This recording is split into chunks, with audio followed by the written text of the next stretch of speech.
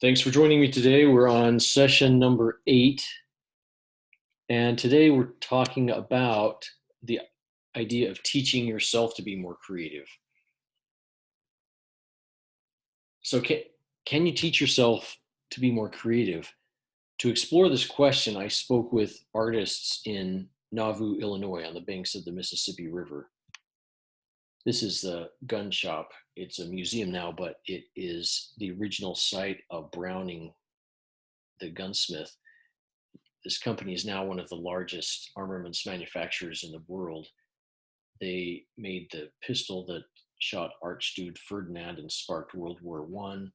They make all kinds of weapons now, but it started in the house of this guy here in this small town, which today has a population of little over 1,000.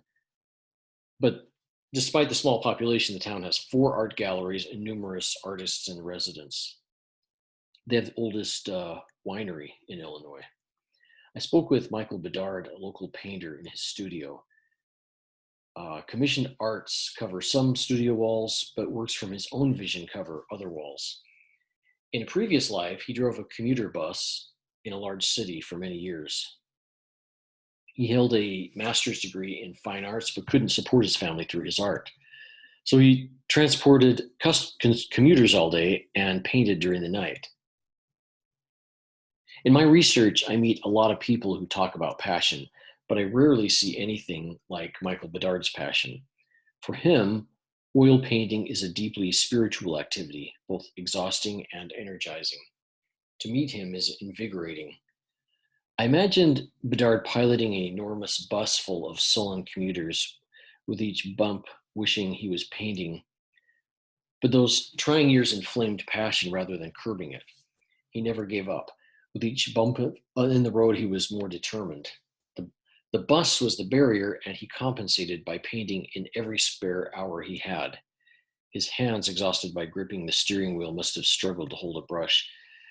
I visited with Bedard with the purpose of exploring this question. Can people teach themselves to be creative? Research says training can help people fulfill their creative potentials, but the question required further exploration. So I learned what I now call the Bedard creativity formula.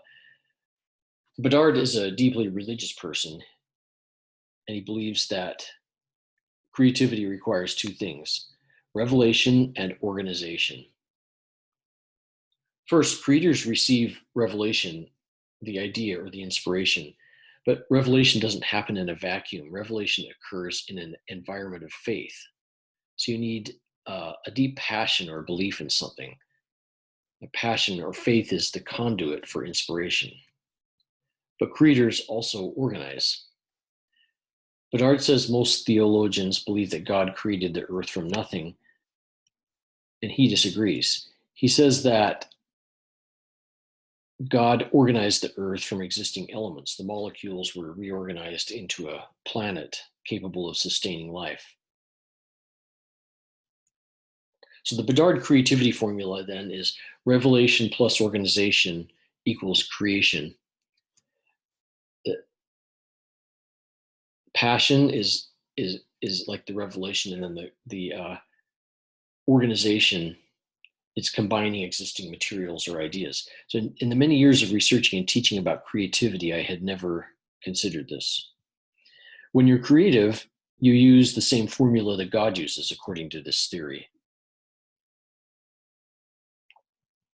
When you're creative, you do the same thing as God. You create. And you can teach yourself to do this. Not only can we teach ourselves to be creative, but we must. Because to fulfill our potential, we must create. So you can ask, but shouldn't schools teach creativity? Observant commentators say our education system is broken, but I disagree. As an aside, Bedard is dyslexic. Certainly, schools should make a philosophical shift. So Robert Sternberg, the researcher we referenced before, said that creativity is a habit.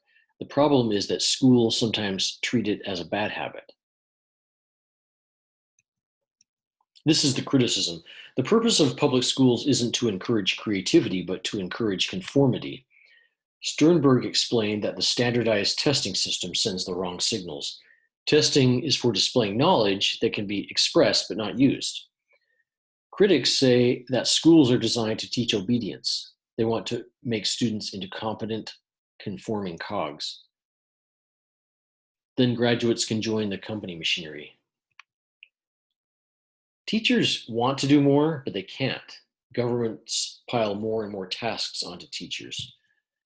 Maybe schools don't adequately teach creativity, but it isn't their job. It's your job. Don't find the right teacher. Teach yourself to be more creative and never stop. Another artist in Nauvoo, Ross Schmid, said being an artist is a do-it-yourself profession. And so it is. Educating your creative side is your own responsibility. It's a lifetime DIY project. So rather than complain about public education, let's fix what we can fix. Let's fix ourselves. And you just need to keep moving forward. Neil Gaiman wanted to be a successful writer, which he is.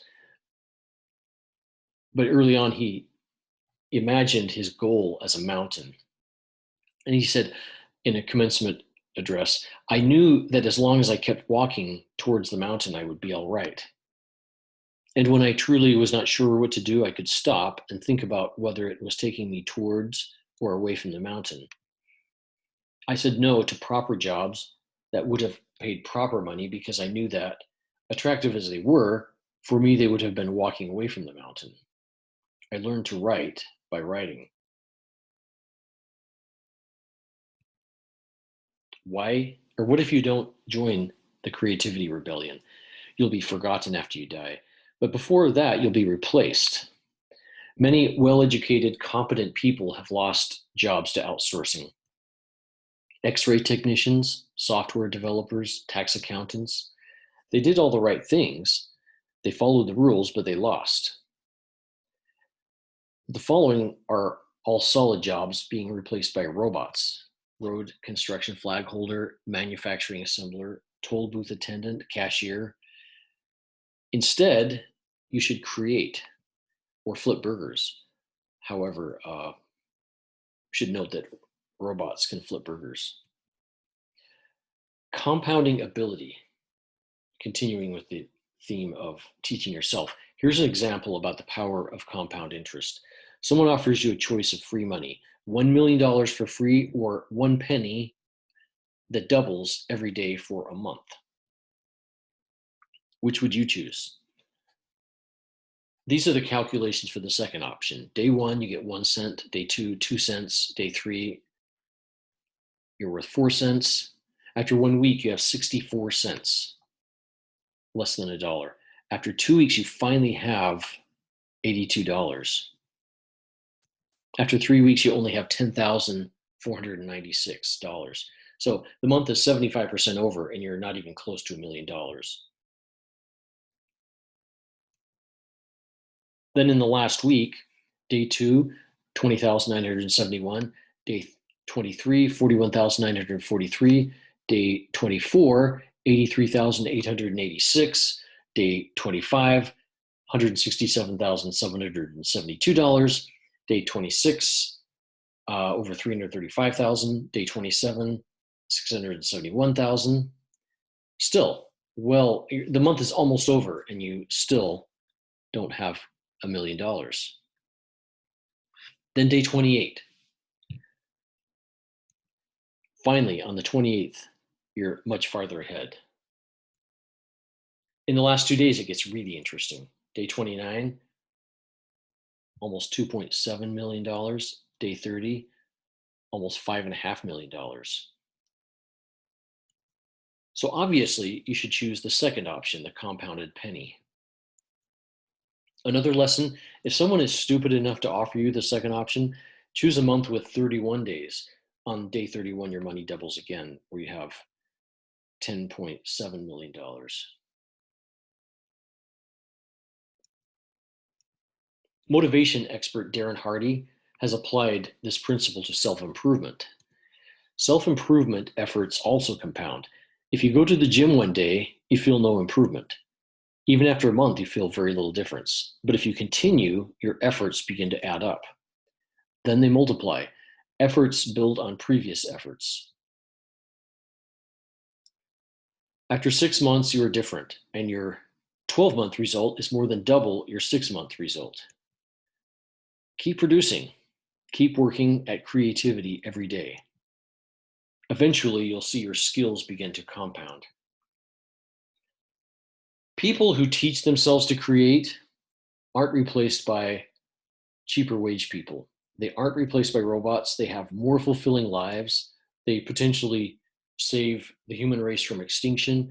They make more money. They build stuff. They build monuments, and they use their whole selves in their work. Meet me back here tomorrow for the next module.